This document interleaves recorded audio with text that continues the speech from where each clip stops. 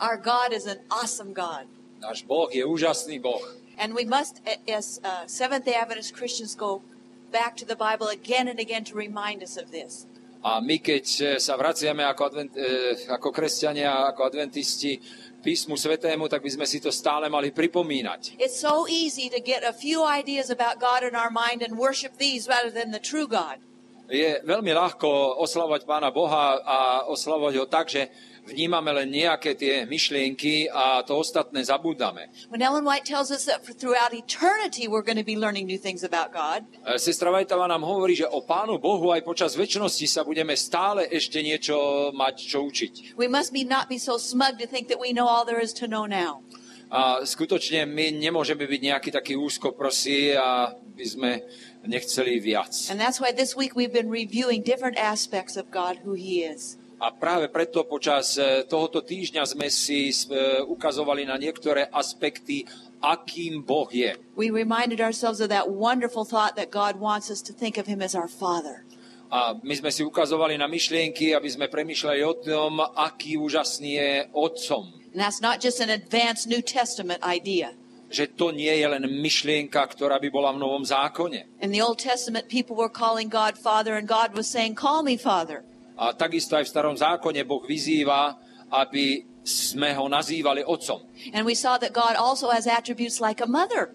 A takisto aj sú tam vlastnosti matky. He compares himself to a mother eagle who hovers over our nest. A tam je predstavený ako matka, ktorá chráni to svoje hniezdo. And I like even Jesus in the New Testament uses this same metaphor. A ja som veľmi rada, že Ježiš používa túto metaforu v Novom zákone. In Matthew 23 he says, "How often I would gather you like a mother hen gathers her chickens under her wings." U Matúša v 23. kapitole, ako som vás chcel zhromaždiť ako sliepka, keď chce zhromaždiť a zhromažďuje svoje kuriatka. In Isaiah 49:15 u Izaiáša 41:15 God says, "Can a mother forget her nursing child?" Aj keby teda matka zabudla na svoje dieťa. They may do that. Môže sa to stať, že matka zabudne na svoje dieťa. But I will never forsake you. Ale ja na vás nikdy nezabudnem. I don't know about Slovakia, but every now and then in the United States we hear stories of mothers killing their children. Ja neviem, ako je to na Slovensku, ale v Spojených štátoch sa dozvedáme príbehy, že matky zabijú vlastné deti. The last one I heard of a mother driving her car into a pond at a park and leaving her children in so they would drown. A ja som čítala posledne, ako jedna matka išla autom a ona tam na parkovisku nechala dieťa a to dieťa utopila. This is so awful, I just could hardly stand from screaming. Ja skutočne si uvedomujem, že to je strašne a musím doslova nariekať, aké je to hrozné. But God says, I will never be like that. Ale Pán Boh hovorí, ja takýto nikdy nebudem. Even though you are very disobedient children. Aj keď ste deti, ktoré sú neposlušné. And mothers can get frustrated sometime at their children. A určite aj matka je dosť znechutená zo svojich detí. But God said, I will never forsake you. Ale Pán Boh hovorí, ja vás nikdy neopustím. And there's many other pictures of God that we could look at. We looked at last night as God as a mighty warrior earning our salvation. My by sme mohli ešte na ďalšie veci poukázať. Včera večer sme si ukázali na to, že náš Boh je mocný bojovník. But this morning I want to look at one of God's most fundamental attributes. Ale dnes dopoludnia by som si chcela všimnúť jednu vlastnosť, ktorá je taká najpodstatnejšia. Our categories cannot contain God. Tie naše kategórie nemôžu obsiahnuť nejak Boha. God is bigger than any of our words. Pretože tie naše slova nemôžu obsiahnuť Pána Boha. Boh je viac, ako to dokážeme vystihnúť slovami. But he describes himself to us through human language. Ale on je popísaný tou ľudskou rečou. And human language is never allowed to be some kind of restriction for understanding God. A tá ľudská reč nemôže obmedziť Pána Boha, aby ho opísala. We cannot see God, but we know that he speaks. My Boha nemôžeme ho vidieť, ale vieme, že sa k nám prihovára. And in the Bible, many Bible writers speak to us about what God is like. A biblickí písatelia nám popisujú, aký je Pán Boh. And there are some attributes that seem to be most fundamental of all of them. A niektoré tie vlastnosti Boha sa zdajú, že sú podstatnejšie ako tie ostatné. And how can we determine this? A ako to môžeme nakoniec spoznať alebo určiť? Well, first of all, we need to recall that the Bible is written in many different kinds of writing. Najprv si musíme uvedomiť, že tie písatelia písali rôznym spôsobom. There are the laws. Sú tam zákony. And I mentioned that I have a second cousin who's a lawyer. Sú tam zákony, ja som spomínala, že ja mám bratranca, ktorý je právnik. And he tells me that lawyers love to study the laws of the Bible.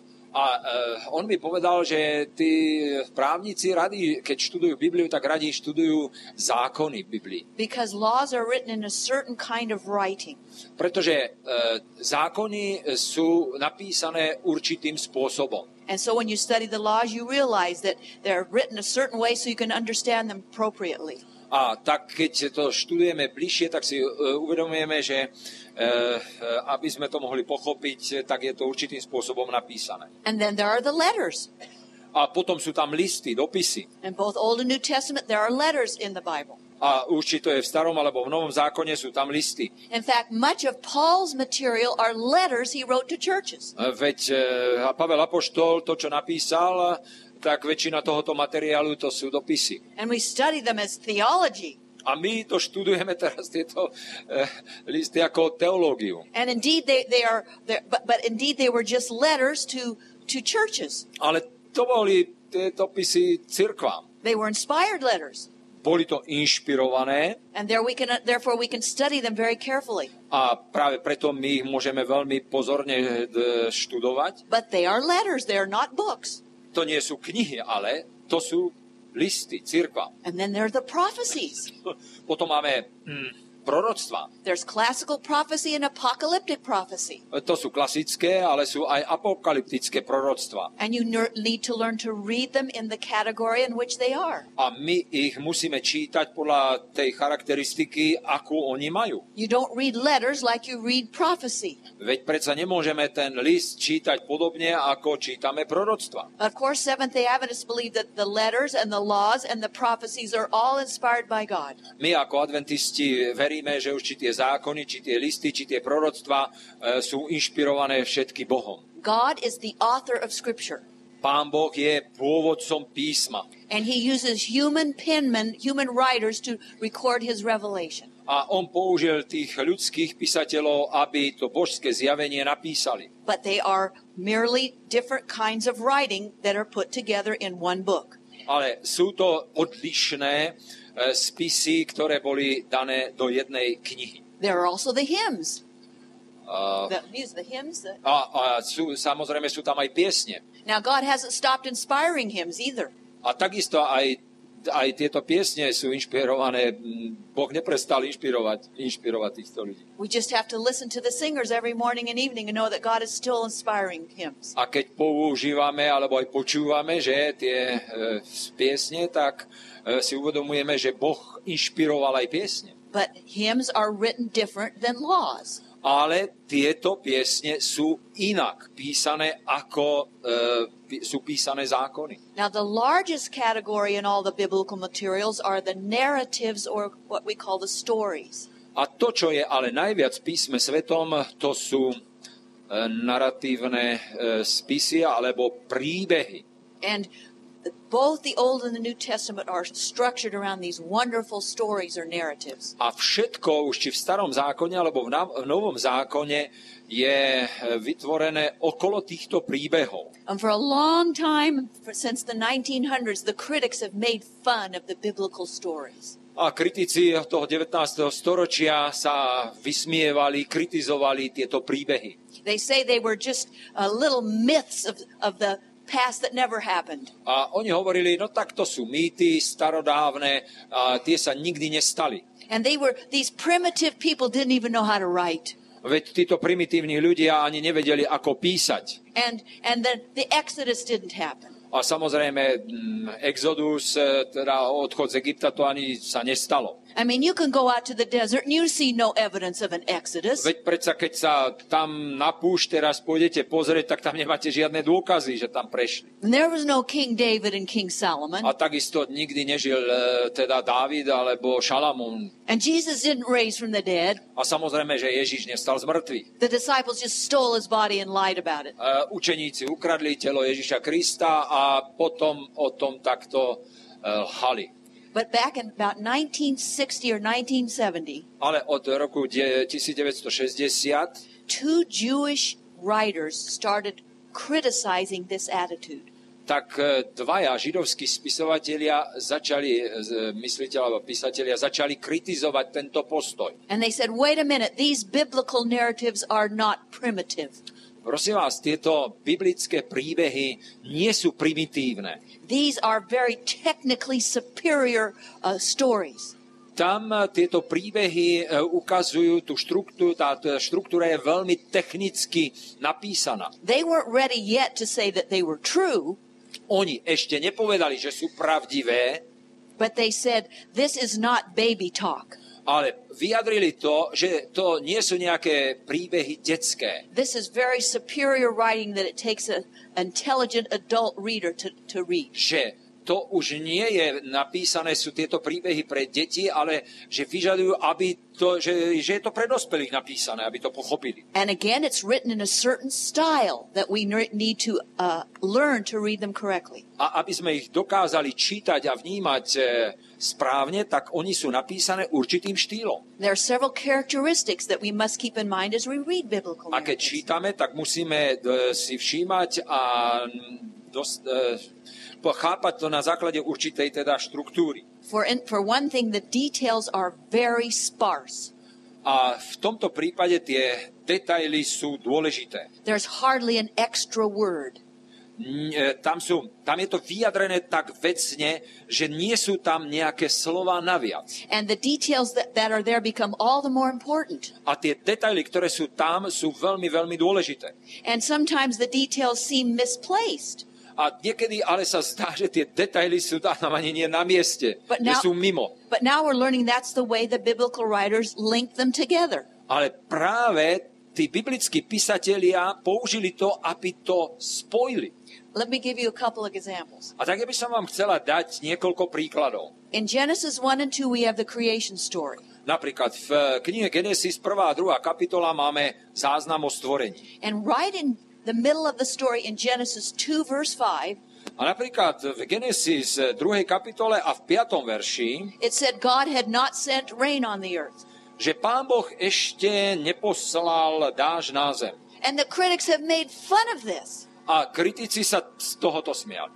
Why did the primitive writer just stick in that detail about the rain? Tí primitívni písatelia, no na čo to tam napísali, to je proste nezmysel. It has nothing to do with the creation story. Pretože to určite nemá nejaký súvis so záznamom o stvorení. But now we're learning something. Ale teraz sme už sa niečo naučili. The next big story that comes along is Noah's flood when God does send the rain. Ale potom ten ďalší príbeh je už o tom veľkom daždi, keď posiela Pán Boh potopu za doby Noého. And we're learning as we read narratives, if there seems to be an unusual clue that doesn't fit, it's probably pointing to the next narrative coming. A nezdá sa nám tento detail, že by tam akoby nepasoval, ale je spojený vlastne s tým ďalším príbehom, ktorý je už príbehom o Noéhu. For instance, another example. Napríklad ešte ďalší príklad. The Bible writers never describe anyone's looks or the clothes they wear. Napríklad biblickí písatelia nepopisujú nikdy tvár, alebo v tom príbehu tvár, alebo ako bol oblečený. But every now and then they do. Every now and then they'll put in an unusual clue. Ale je zaujímavé, že potom tam je nejaká vsuvka daná. For instance, Jacob had 12 sons. Napríklad Jakob má 12 synov. But we don't know what they looked like. My nevieme, ako vyzerajú. We don't know what kind of clothes they wore, My nevieme, aké mali šaty a čo nosili. except that Joseph had a coat of many colors. Ale vieme, ako vyzeral Jozef, že ten jeho odev bol z rôznych farieb. That's the only detail we have of all the people and what they wore during that time. Prosím vás, my o tých ostatných nevieme, že čo boli oblečení, ako boli oblečení, ale o tomto jednom vieme, ako bol oblečený. Why is that detail included? Prosím vás, na čo tento detail? Because you trace that detail and you see that coat is what got Joseph in a lot of trouble. A potom my vieme, že je o tom, že Jozef bude mať problémy a problémy budú spojené s tým, že on má tie farebné šaty. And that's the coat that the brothers used to lie to their father about what happened to Joseph. A vieme, že neskôr potom tí jeho bratia lhali. And then there's the story of David and his sons. A potom máme napríklad príbeh o Dávidovi a jeho synov. We know the names of David's sons, My poznáme, ako sa volali Dávidovi synovia, but we don't know what they wore. ale takisto nevieme, že ako sa obliekali. We don't know anything about their hair, My nevieme, ako sa česali, except for Absalom. ale predsa o Absalonovi vieme, aké mal vlasy. We're told that Absalom had very thick hair that he would cut every year and weigh. Že vieme, on mal husté vlasy, ktoré mu rastli a každý rok si musel ich ostriať. Now, why is that? A odvážil. Why is that detail there? Prosím vás, no prečo takýto detail zase? Aha. We're knowing now that to look ahead and somehow that hair of Absalom's going to give him trouble. A my potom vieme, že tieto vlasy mu prinesú aj problémy Absalonom. And indeed, that's what caught him in the tree and caused his death ultimately. A my vieme aj, že sa tam zavesil potom na strom a bol zabitý. One more aspect of narratives that we must consider. Takže to je ďalší aspekt, o ktorom máme uvažovať, keď čítame príbehy. Remembering that there's hardly an extra detail or an extra word anywhere. Nie je tam nejaké slovo naviac alebo nejaký detail, ktorý by bol zbytočný. It becomes very strikingly obvious when the writer starts repeating something. Napríklad, keď ten, kto rozpráva príbeh, začne niečo opakovať, tak tiež je to za nejakým účelom. It is so unusual that it really sticks out when you find it. A je to tiež neobyčajné a zase vás to tak nejak ako, že tam vás to zarazí, že prečo to tam je. And we're learning now that when a narrator or story writer repeats something, that is the way he makes emphasis of an important point. My napríklad vieme, že keď v príbehu sa niečo opakuje, tak je to vlastne zdôraznenie toho, že to je dôležité. Now in English we don't like this kind of repetition. My v angličtine nemáme radi, keď sa niečo opakuje príbehu. What about Slovakian? Same thing? Okay. No, to je na Slovensku to isté. Opakovať. When I'm grading papers of my students, Keď čítam to, čo napíšu moji študenti, I'll mark it. You've already said this up here. You were repeating yourself. a tak ja im to počiarknem červeným, že veď to si už písal, na čo to píšeš zase. You need to write more carefully, not keep repeating yourself. Prosím ťa, trošku by si mohol písať opatrnejšie, lebo stále opakuješ to isté tam v tom. And for many years, the critics applied this standard to the ancient Hebrew writing. A po mnoho rokov kritizovali zase kritici tento druh písania v príbehoch biblických. And so when they would find a repetition in a biblical story, they would say, see, they don't even know how to write. A tak keď videli, že sa tam v tom príbehu stále niečo opakuje, tak sa vysmievali, že no vidíš, oni nevedeli ani písať. Any good writer knows not to keep repeating themselves. Každý dobrý spisovateľ vie, že to nie je dobré, keď sa to opakuje to isté. But these two Jewish writers says, no, that's not the case with ancient Hebrew writing. When they wanted to emphasize something, they did repeat, and it's important. A keď títo dvaja židovskí spisovatelia to už rozoberali, ukazovali, tak ho ukazovali, že v tých židovských spisoch, keď sa to opakuje, tak je to za tým účelom, že to je dôležité, že oni tým chceli niečo zdôrazniť. Instead of now making fun of the Bible writers, we stand back in amazement at how carefully they wrote. A namiesto toho, aby my sme sa posmievali, stojíme v údive, ako presne, ako to správne oni napísali. Let's look at a few examples of this kind of repetition to get familiar with it. Napríklad, ja by som chcela ukázať na niekoľko takých vecí, kde sa to opakuje a nám je to známe. I'm going to have Pastor Jan read Ezekiel 21, 3-5, and you listen to what is repeated in this passage. A tak si prosím vás, otvorme spolu dnes ráno Ezechiela A tam v 21. kapitole budeme čítať a budeme to čítať tak, aby sme si dávali pozor na to, čo sa tam opakuje. Takže Ezechiel 21. kapitola a budeme čítať od 3. po 5. verš. Povedz negevskému lesu, čuj slovo Hospodina. Takto vraví Hospodin, Pán. Pozri, roznietím v tebe oheň, ktorý strávi v tebe každý zelený strom a každý suchý strom, takže jeho plameň nebude možno uhásiť. Popália sa ním všetky tváre od juhu až po sever. Všetci uvidia, že ja, Hospodin, som ho tak zapálil, že nezhasne. Potom som povedal, ach, Hospodin, Pane, oni o mne hovoria, či neprednášaš stále podobenstva? Did you hear anything repeated? Prosím vás, keď ste to počúvali, čo sa tam opakuje? Počuli ste niečo, že sa opakuje? I don't even know your beautiful language, but I even heard some repetition in Slovakian. Ja nerozumiem tomu krásnemu slovenskému jazyku, no, to je pravda, že je krásny, ale už som aj tak pochopila, že sa tam niečo zopakuje. What was repeated? Čo sa opakuje? Listen to the words of God, yes, 3 times. Áno, 3-krát sa to opakuje, počuj slovo Hospodinovo. So already this should stop us in our tracks. God is speaking. Áno, čiže je tam niečo, čo je zdôraznené, aby sme si všimli, že Boh hovorí. What else did you hear repeated? Čo iné ešte ste počuli, že sa tam opakuje? No veď, dobre, tak povedzte, čo je v roháčkovi, to je jedno. There are phrases. Povedal som tak fajn 2-krát. Ezechiel 21 od 3 po 5.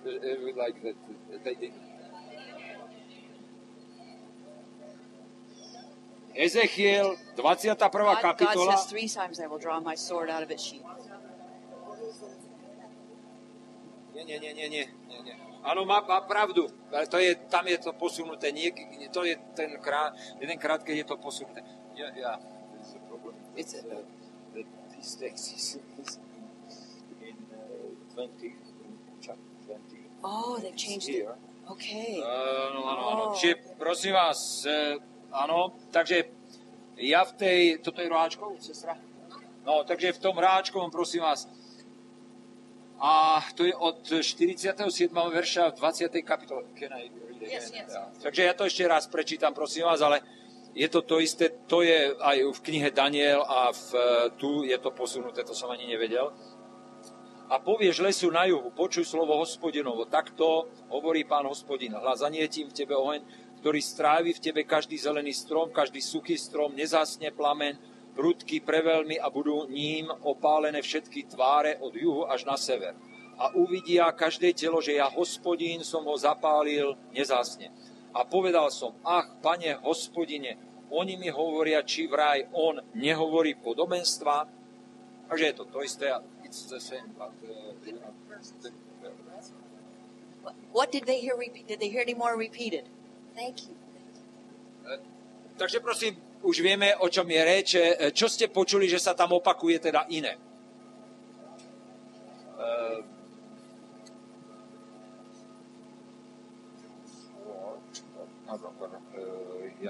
Je tam napísané, že v tom texte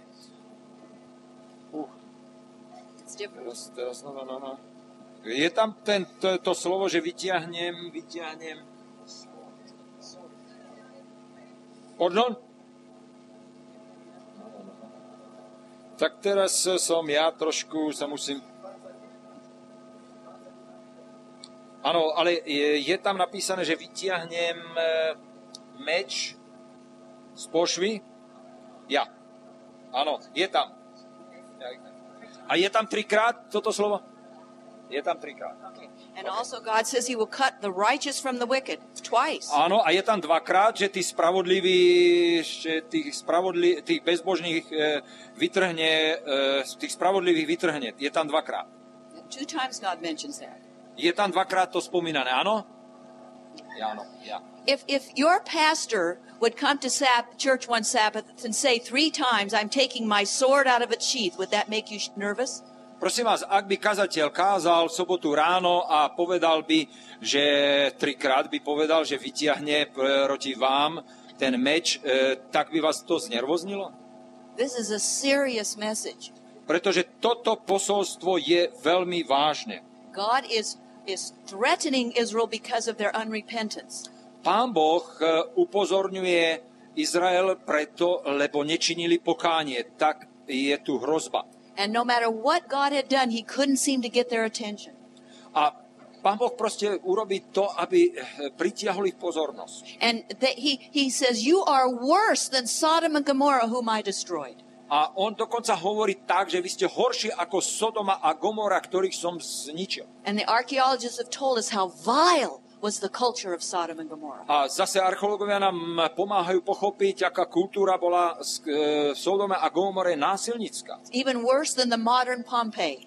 Dokonca to bolo ešte horšie ako v tých moderných Pompejách. And God knows that this kind of action will ultimately destroy humanity. A Pán Boh vie, že takáto kultúra automaticky zničí ľudstvo. And so he was trying to get Israel's attention. He said, I'm taking my sword out of its sheath. Are you listening? A on práve preto používa takéto slova a používa to 3-krát, že ja vyťahujem ten svoj meč z tej pošvy, aby ich pozornosť pritiahol. If God says this one time, it makes us shake in our shoes. If he would just say it one time, he's taking his sword out. Ak by to teda to povedal len jedenkrát, že to urobí, že vytiahne teda ten meč z pošvy. But he said it 3 times. Ale on to opakuje 3-krát. Let's look at another example of repetition in the book of Jonah. A všimnime si napríklad v ďalšej knihe, kde tiež takéto podobné opakovanie, je to kniha Jonáša. Jonah chapter 1 verse 3. A tam v tej prvej kapitole a 3. verš budeme čítať. What is repeated in this verse? Čo sa v tomto verši opakuje? Vstaň, 3. verš. Jonáš vstal, aby ušiel spred tvári Hospodina do Taršíša. Zišiel do Jafy a našiel loď, ktorá práve odchádzala do Taršíša. Zaplatil cestovne, zišiel do nej, aby s nimi odišiel spred tváre Hospodinovej do Taršíša. Did you hear anything repeated in this verse? Čo sa v tomto verši opakuje? Počuli ste niečo? Down. Áno, zišiel. And if we read the whole first chapter, it just has that verb down over and over again. Jonah keeps going down further and further. A keď čítame celú tú kapitolu, tak tam je stále, ako Jonáš ide ďalej a dole, dole, dole a ďalej dole. What else was repeated in this verse? Čo sa v tomto texte, v tomto verši opakuje ešte? This whole verse is just repetition. Prosím vás, celý ten verš, to je samé opakovanie.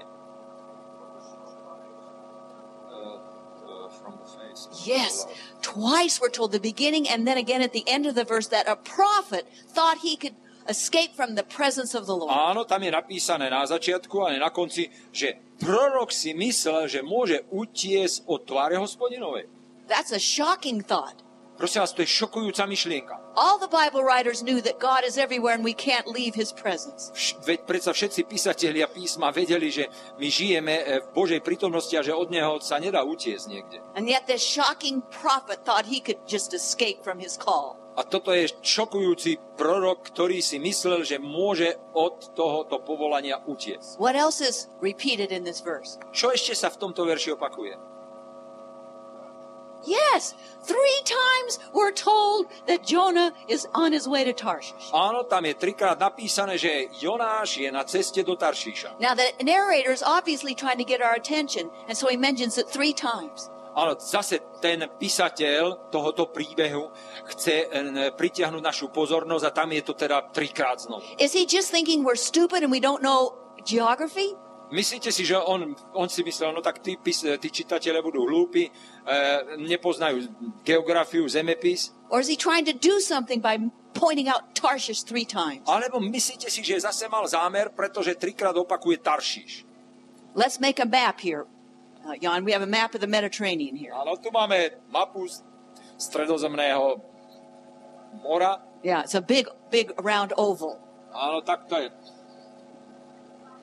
To je veľký ovál. Where is Israel? Kde je Izrael tam? On the Yeah, on this side of the Mediterranean.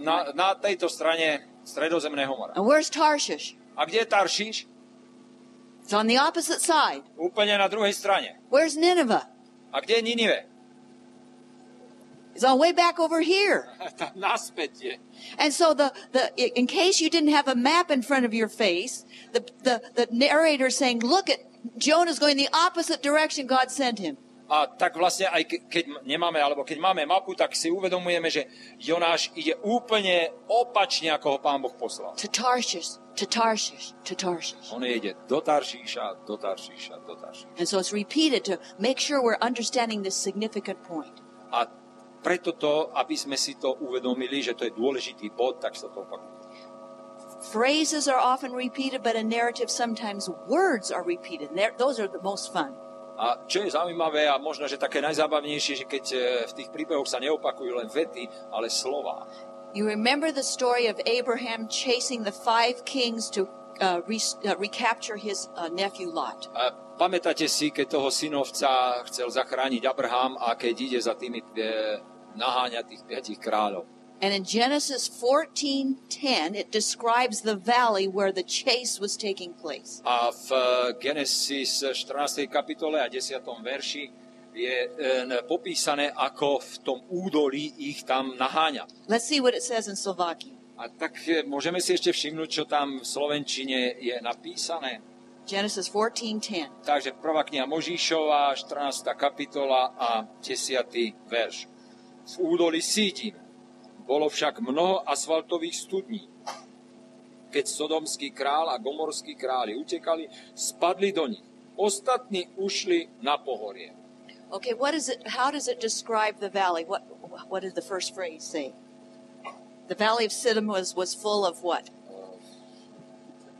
Tar pits? Just tar? Just tar. Okay. Okay. In the Hebrew language it's really fun to read. A v tej hebrejčine je to také zábavné čítať, pretože ona sa pýtala, že čo tam máme, že či tam je asfalt, alebo čo tam je. It says the valley was full of pits. Two words repeated. One word repeated. Tam vlastne v hebrejčine sa opakuje slovo dvakrát, že to boli ako studne, jamy. There is no word of pits, of tar or asphalt or anything, just the word pits repeated. Tam, prosím vás, sú len tie jamy dvakrát opakované a nie je tam, že tam bol asfalt vôbec.